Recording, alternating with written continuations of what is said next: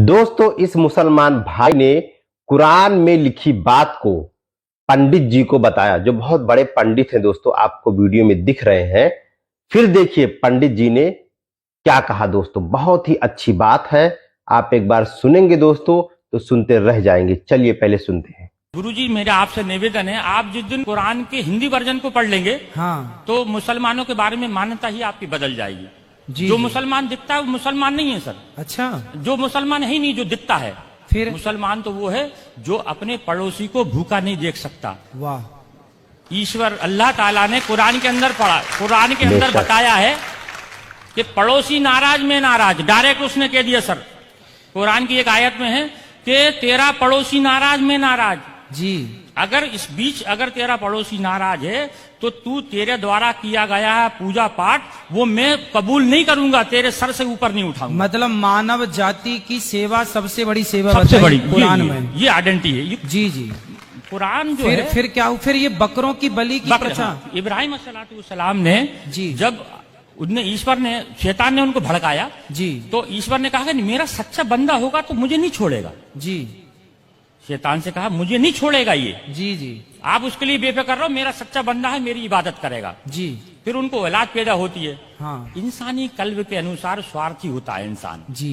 जैसी औलाद पैदा हुई तो वो ईश्वर की आराधना में थोड़ा लापरवाही करने लगा, बिल्कुल भूल जाता है। क्योंकि 60 साल की उम्र में जिसको बच्चा पैदा हो उसकी कितनी खुशी होगी। बिल्कुल बिल्कुल। तो उसमें उन्होंने उसमें लापरवाही कर दी। शैतान ने जाके ईश्वर से कहा हाँ कि ये ईश्वर, देखा मैंने तुझसे कहा था इसको मत दे। हाँ। लेकिन ईश्वर के नहीं, मेरा सच्चा बंदा है, वो आज है, आज कल आ जाएगा वापस। जी। दुनिया नहीं आएगा तो उनके देख आएगा वापस। तो ईश्वर ने आप इब्राहिम अलैहिस्सलाम को ख्वाब में जो है एक बशारत दी कि ए इब्राहिम कुर्बानी कहा, कुर्बानी हाँ। शब्द कहे। तो इब्राहिम अलैहिस्सलाम ने उस वक्त के हिसाब से 100 ऊंटों को जुबा कर दिया, कुर्बान कर दिया।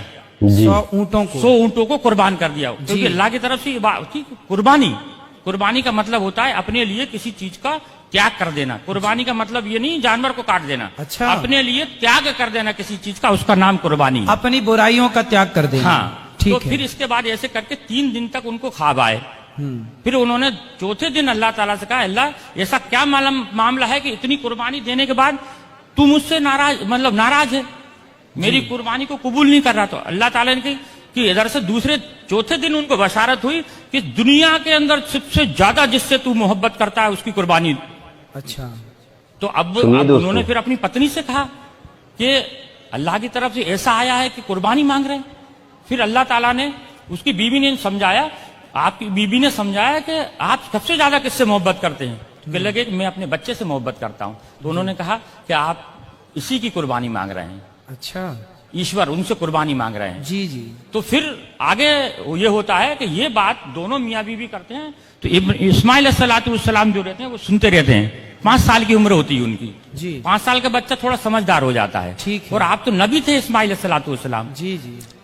तो ये बीवी से कहते हैं कि इसको नहला धुला के कंप्लीट करना और इस एक रस्सी कपड़ा और छुरी मेरे झोले में रख देना और इनको नहला धुला के मैं घर में कुर्बानी करूंगा तो ये रोएगा, गड़गड़ाएगा, तुम्हारे भी आंसू बहेंगे, इसको मैं जंगल में ले जाके कुर्बान करूंगा इसको मैं। जी जी।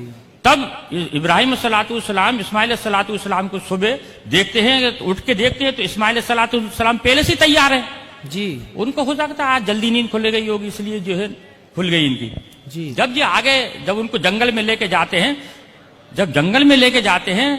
जब उनके हाथ पैर बांधने लगते हैं तो इस्माइल अलैहिस्सलाम ये कहते हैं कि अल्लाह ताला, अब्बा जान आप अपनी आंखों पे पट्टी बांध दो।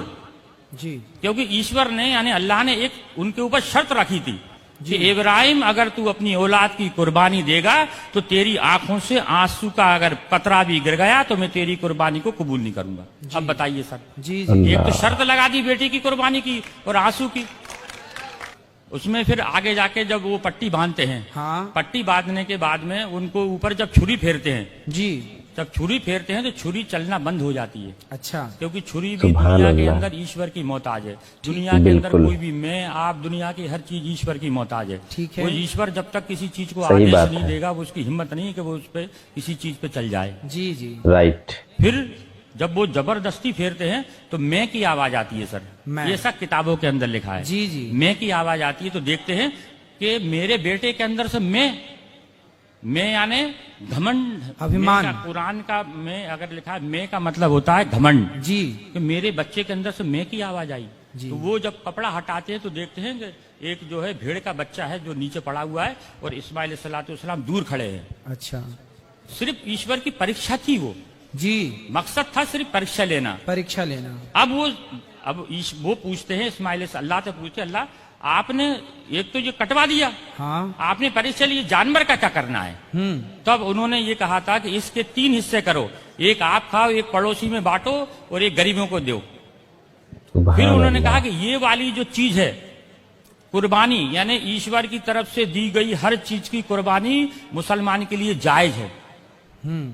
तो उसकी इस चीज को, उस घटना को याद करने के लिए लोग बकरा ईद पे कुर्बानी करते हैं। बकरा खाना मकसद नहीं है, हाँ। या बकरा काटना मकसद नहीं है जी। मकसद है सर सिर्फ उस चीज को याद करना कि अब बाप ने अपने बेटे की कुर्बानी सिर्फ ईश्वर के कहने पे दी, ये मकसद है सर। ये है बस अकेला, ये समझाना चाह रहा था। बकरा काटना मकसद नहीं है, मकसद था सिर्फ ईश्वर के आदेश का पालन करना। जी, ये था बस सर। नहीं तो उन्होंने किया ईश्वर के आदेश का पालन, उन्होंने किया ईश्वर के आदेश का पालन। जी जी। तो फिर बाकी लोग उस बकरे को काटने का वो रिवाज चालू हो गया। जी जी जी, बस मकसद सिर्फ इतना सा था कि इस चीज को याद करना है। और तो अभी आपके हिसाब से ये बकरा काटना आज के युग में, चलो उनकी मजबूरी थी, उन्होंने ईश्वर ने उनकी परीक्षा ली, पर जी। आज तो किसी की परीक्षा नहीं ले रहा है ना कोई। आज के हिसाब से, जिस हिसाब से लोग बकरा ईद को इस्तेमाल इस चीज को करते हैं, वो उनको इस चीज का ज्ञान ही नहीं है कि इसका मतलब क्या है। जी।